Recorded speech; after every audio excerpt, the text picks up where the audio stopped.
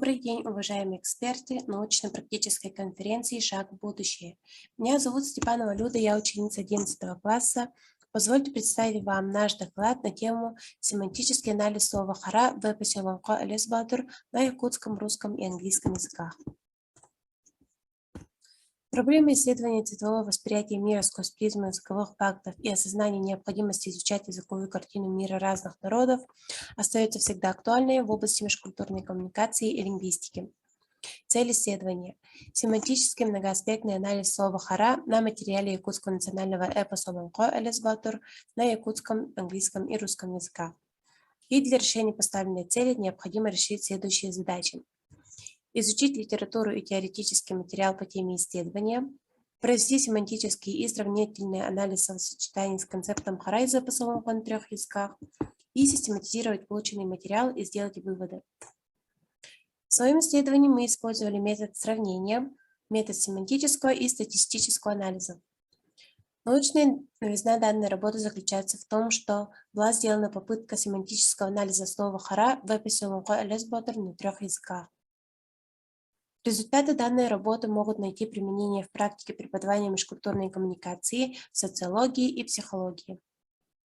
Также результаты исследования можно использовать при изучении лексики цветообозначений на уроках и спецкурсах английского языка. Семантический анализ. В ходе анализа была отобрана лексика, которая содержит наименование цвета. В данную группу вошли слова, которые содержат наименование черного цвета.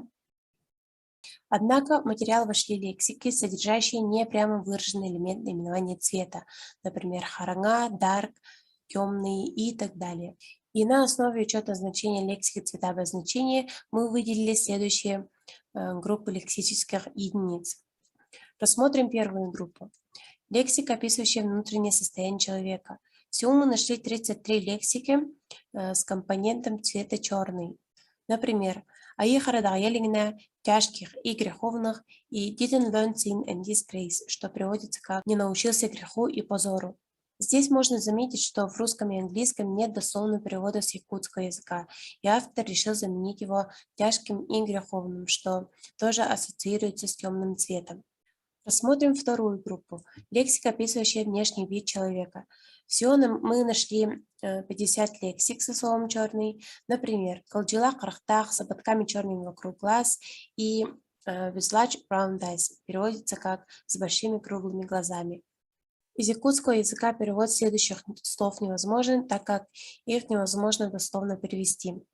Следующая группа лексика, описывающая интенсивный цветовой признак объекта, всего 116 лексик со словом «черный».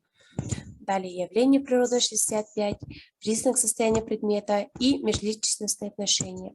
В ходе анализа материала обнаружилось, что больше половины лексики на 3 языках относятся к цветовому признаку объекта. Также при сборе материала мы выяснили, что некоторые лексики переводятся недословно, а в некоторых случаях перевод отсутствует. Статистический анализ. Как мы видим на диаграмме, черный цвет больше превалирует в якутском языке, затем в русском и меньше всего превалирует в английском языке. В общем количестве лексика с компонентом цвета черный составил 290 слов. Можно сделать микровывод о том, что якутский язык богат своей лексикой цветообозначений, в частности черным цветом. В результате проведенного анализа мы пришли к следующим выводам, что английская, русская и якутская лексика концепта «хара» объемна и широка в употреблении. Также мы провели сравнительный анализ лексики концепта «хара» из эпоса Лонко на 3 языках и пришли к выводу, что в каждом языке цвет представлен по-разному. В эпосе Лонко встречается разнообразная лексика цветообозначений, но тем не менее преобладает черный цвет. Это объясняется тем, что человек запоминает плохие и негативные стороны жизни, нежели хорошие и позитивные. И больше половины лексики в якутском языке с наименованием цвета относится к явлениям природы и цветовому признаку объекта, а в русском и английском к цветовому признаку объекта. Спасибо за внимание.